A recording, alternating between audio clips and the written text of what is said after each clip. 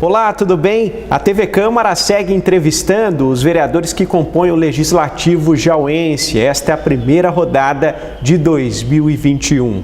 E nesta edição, eu recebo aqui no plenário do Poder Legislativo, a uma distância segura e por isso estamos sem máscara, o vereador do PDT, Matheus Turini. Matheus, obrigado por ter aceitado o nosso convite, viu? Eu que agradeço, Ângelo. Vereador, a gente vai começar essa nossa prestação de contas falando sobre indicações e requerimentos. O senhor, até por conta do ofício, tem o costume de explicar para o pessoal de casa o seu trabalho de forma bastante didática. E com essa questão dos requerimentos e as indicações não é diferente. É importante localizar a população, né, em relação a esse tema. Bastante. Eu acho que a indicação e o requerimento são dois espaços que o vereador usa para poder não só ajudar o Poder Executivo com as indicações, mas também ajudar no seu trabalho de fiscalização. E toda vez que a gente faz uma indicação, a tentativa é que, algum secretário ou o próprio prefeito municipal escute e faça uso daquelas ideias, né? Os nossos colegas têm produzido bastante, mas eu tenho tentado entrar bastante, principalmente na questão da Covid, né? Eu acho que, como é um tema bastante emergente, e todo o poder público, quando age, ele age com um delay, ou seja, do momento que ele tomou a decisão até a gente ver os resultados, sempre tem 15, 20, às vezes 30 dias para você enxergar a olho nu, é natural do poder público isso. Então eu acho que a gente se antecipar com uma ação é ajudar o Poder Executivo a fazer política pública. Indicação, você está indicando algo para o Poder Executivo, requerimento, você está solicitando, questionando sobre algo e a Prefeitura precisa dar uma resposta para o vereador. Perfeito. Vamos começar falando sobre uma indicação que o senhor fez para que o prefeito municipal implante aqui na cidade ou utilize como referência o plano Jaú Sem Covid, que foi elaborado pelo senhor. Eu gostaria que o vereador falasse um pouco mais a respeito desse plano, o que foi utilizado para embasá-lo e como ele poderia ser aplicado. O Jaú Sem Covid foi uma ideia que a gente teve na transição de mudança de fase, né? A gente estava na fase amarela nas 2 primeiras semanas de janeiro. Na sexta-feira, do dia acho que 16, 15 de janeiro, nós migramos para a fase laranja e naquele final de semana eu sentei com a minha assessoria, alguns membros do PDT e aí nós escrevemos um plano, porque a gente precisava de uma atuação mais a nível municipal. O que o Plano São Paulo faz? Coleta dados, cria fases e é gerido por um comitê gestor. Por incrível que pareça, Ângela, no dia que nós fomos para a fase laranja, nós não tínhamos um comitê gestor de crise para tratar isso na cidade. Quando os casos começaram a aumentar e eu vi que nós mudamos de fase, a gente precisa de um plano mais aqui. Então, o que a gente propôs ao prefeito via essa indicação? O Jaú Sem Covid, esse 100 é com numeral, né? 100, porque a ideia era a gente ter um plano de 100 dias contínuo para poder controlar a Covid no nosso município. Criando um comitê gestor, óbvio, índices de referência, números, e fases para o nosso plano. A ideia era essa. Porque independente do Plano São Paulo, Jaú, por a gente ter um hospital de referência para mais 11 cidades, a gente tem que ter a noção mais real nossa do que esperar a DRS de Bauru para nos classificar. Então foi essa a indicação que nós fizemos. Um plano que servisse de referência. Nossos números, que tivesse leitos, que tivesse número de óbitos, número de casos, número de testes, vacinação, números de fiscalização também, porque na época a gente não tinha nada de plausível para poder falar que o Poder Executivo estava fiscalizando, e criar fases, né? A gente criou uma fase ali comparada, eu chamei de uma fase de abertura comparada, ou seja, igual ao Plano São Paulo. Aí depois uma fase de preparação, ou seja, é como se fosse um estado de alerta. Vamos nos preparar essa semana, porque na seguinte vai ter lockdown. E aí uma fase de lockdown. E na outra, uma outra fase, uma fase de abertura estratégica. A gente vem abrindo um pouquinho mais ponderado para a gente poder retomar as atividades.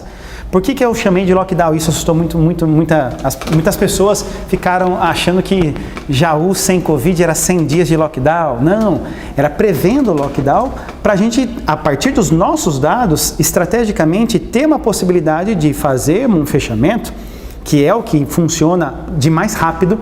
E olha que funciona de mais rápido com um delay de 15 dias, mas é o que funciona de mais rápido para a gente poder atuar no nosso município. Qual é o problema de cidades como Araraquara, que anunciaram que na sexta-feira que domingo ia fechar? Lotação no sábado. Então, se a gente trabalha com preparação, que foi a fase anterior que eu propus, a gente fala que, olha, essa semana, gente, estado de alerta, vamos seguir essas regras, vamos comprar para 2 semanas os utensílios, porque na próxima a gente vai fazer uma restrição maior. Araraquara fez um lockdown de 60 horas, eu fui ver a base científica disso. A maioria das superfícies, o vírus morre em até 72 horas, e eu, Maurílio Moretti, Paulo Gambarini e Fábio entendimos que semana passada e a retrasada, inclusive, nós tínhamos que viver esse momento. Se não uma semana, que fosse 72 horas. Todo mundo fechado, jogando água sanitária para a cidade toda, para a gente barrar o contágio rápido.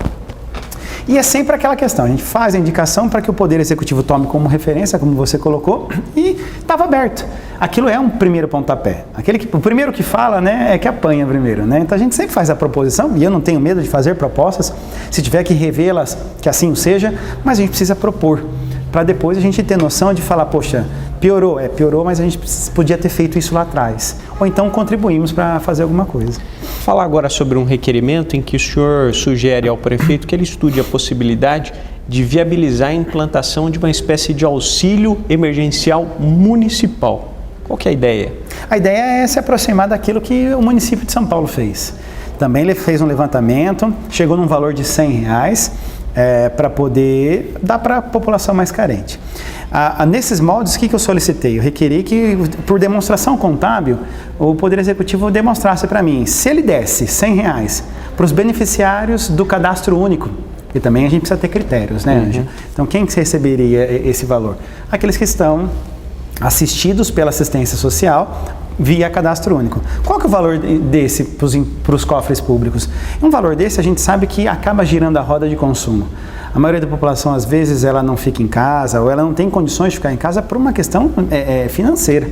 Então, junto com a questão sanitária, a questão econômica, ela anda junto, e a gente, de repente, pode tomar medidas mais voltadas para a questão sanitária, só que o legado da questão econômica vai ficar. E vai ser mais difícil da gente recuperar. Eu lembro que em janeiro a gente falava isso, não, precisa abrir.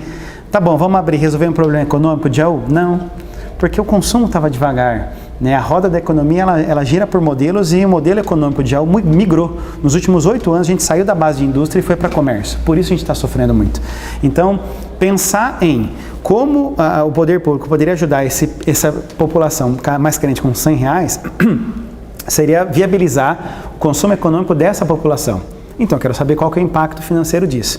Eu fiz uma indicação inclusive, para falar para o poder público dar uma assessoria tecnológica e de gestão empresarial para pequenas empresas. Porque a grande empresa tem condição de migrar para o e-commerce. Alguns supermercados aqui na nossa cidade fizeram já essa migração.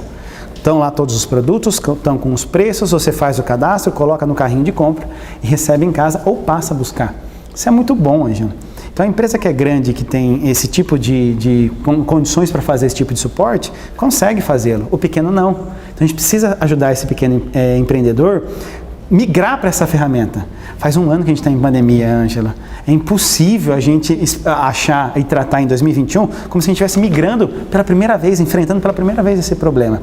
E me espanta algumas lojas da cidade, alguns supermercados da cidade que têm condição de fazer esse tipo de plataforma e não o fizeram. Então, se a gente colocar isso em pauta, a gente consegue fazer com que o grande empreendedor vá migrando paulatinamente para esse e-commerce. O pequeno empreendedor tem esse tipo de suporte. Aquele em estado de vulnerabilidade tem um auxílio emergencial para a gente segurar a crise sanitária. Vereador, falando agora sobre volta às aulas, o senhor foi um dos vereadores que mais comentou sobre esse tema durante as últimas sessões da Câmara. Nós tivemos o recente adiamento das voltas às aulas presenciais, a princípio para o mês de abril. O senhor, inclusive, sugeriu a realização de uma audiência pública para tratar desse tema. Como é que o senhor enxerga esse momento que nós estamos vivendo no quesito volta às aulas? O tema precisa ser discutido, Ângelo. Ele é espinhoso, ele é polêmico, ele é complexo. A educação por si só já é complexa, em condições normais de temperatura e pressão. Em épocas de Covid, a gente também tem um assunto muito complexo.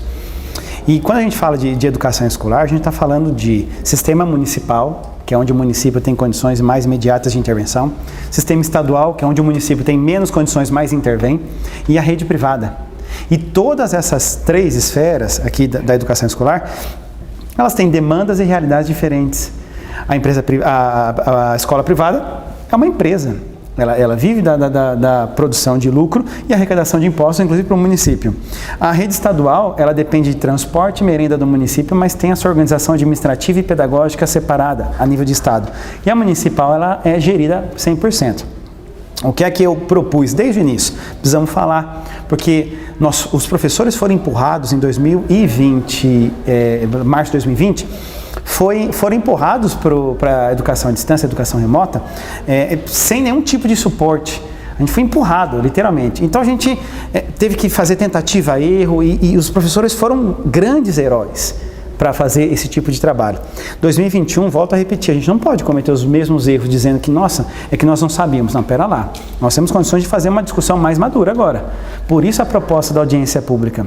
Você coloca secretário de educação, secretário de saúde, você coloca representantes da escola privada, da APOESP, que é da rede estadual, da Sinfumpaem, que é da rede municipal, para poder fazer essa discussão.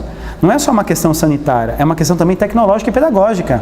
O professor, ele vai para a rede privada, ele tem condição de fazer a sua transmissão, tem condição tecnológica, tem condição sanitária, melhores do que do município e do estado. O que eu defendo hoje, Ângela, precisa discutir. O decreto não dá conta de fazer essa discussão e não atende os professores da rede municipal, da rede estadual, da rede privada. A audiência pública que o presidente possa nos autorizar para fazê-la, para a gente ter condições de fazer essa discussão com o pé no chão e enfrentando a realidade. Polêmico, mas necessário. Vereador, nós teríamos muitos outros assuntos, mas o nosso tempo já está praticamente esgotado. Mais uma vez eu quero agradecer a sua presença aqui e abrir espaço rapidinho para suas considerações finais. Agradecer o espaço sempre da TV Câmara que nos dá condição de aqui vir falar diretamente com a população e pedir para que você acompanhe o nosso trabalho, acompanhe os requerimentos, as indicações, acompanhe o contexto daquilo que é discutido aqui e sempre tenha a condição na sua cabeça, querido cidadão. Fazer política pública não é corrida de 100 metros, é maratona. Então a gente faz uma decisão hoje e tem um delay de 15, 20, 30 dias para fazer. Se a gente não tiver planejamento, a gente não consegue fazer aplicações. Não é empresa privada.